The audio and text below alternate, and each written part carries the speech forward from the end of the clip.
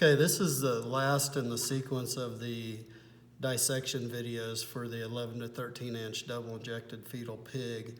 This will cover figure 7, which is just the heart on your diagrams.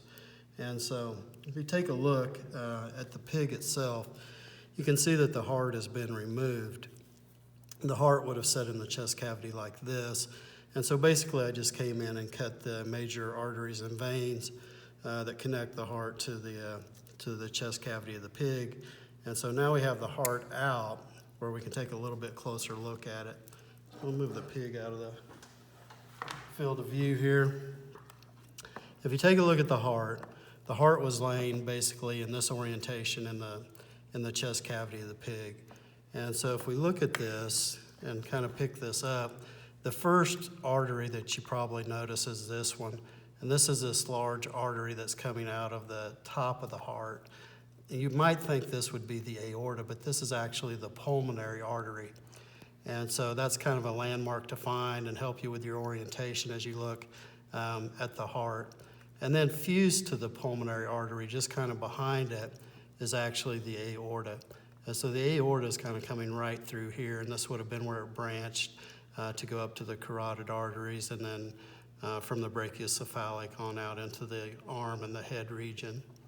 And so you have the pulmonary artery, and then just next to the pulmonary artery, kind of underneath it, is the aorta. These two little structures, they kind of look like dog ear flaps that I'm moving around. Those are auricles, and those basically just hold extra blood supply for the heart. While we're here, we can take a look at this artery, which lays over the top of the heart. That's the coronary. I think that's on one of your earlier figures, maybe figure 5.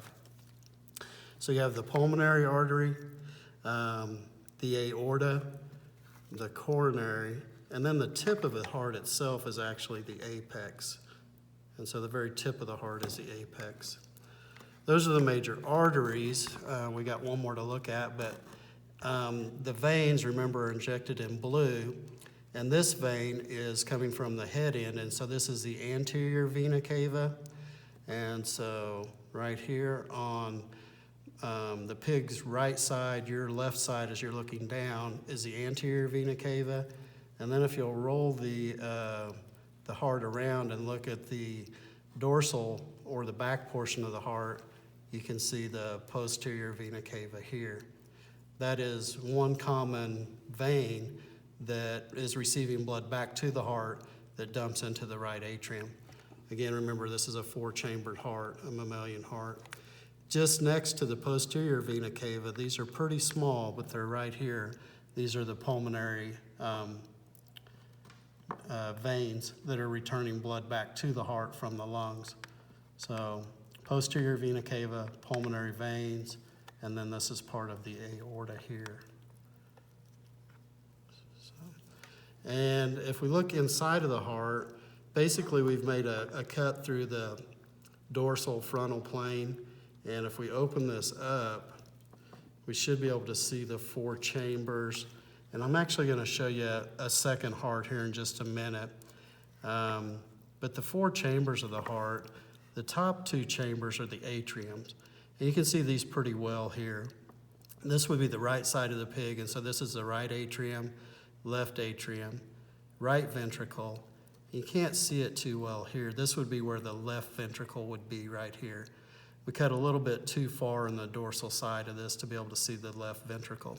But there is a large muscle that separates the right and left side of the heart, and that's called the interventricular septum.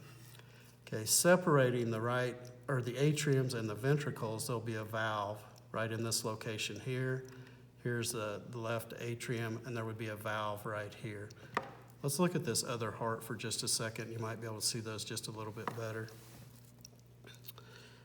And so on this heart, same kind of orientation.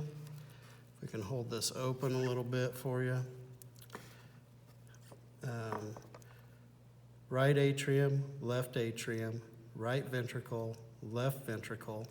There's a valve here, and then this muscle is the interventricular septum. And I think that's pretty much it for the review for figure 7 on your diagrams for the circulatory system for the fetal pig.